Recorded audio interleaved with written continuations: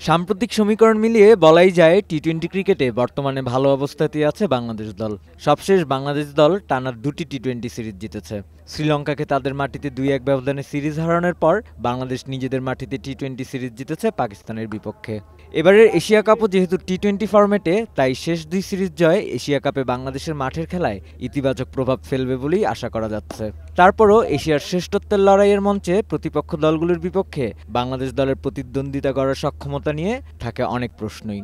মূল আসর শুরুর আগে সব দিক বিবেচনায় রেখেই প্রস্তুতিতে নিজেদের তৈরি করছে বাংলাদেশ দলের খেলোয়াড়রা।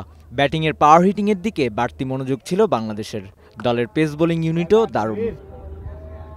সিলেটে বিশেষ অনুশীলন ক্যাম্পের পর নেদারল্যান্ডসের বিপক্ষে আন্তর্জাতিক টি-20 সিরিজটিও এশিয়া কাপের প্রস্তুতি হিসেবে খেলবে বাংলাদেশ দল।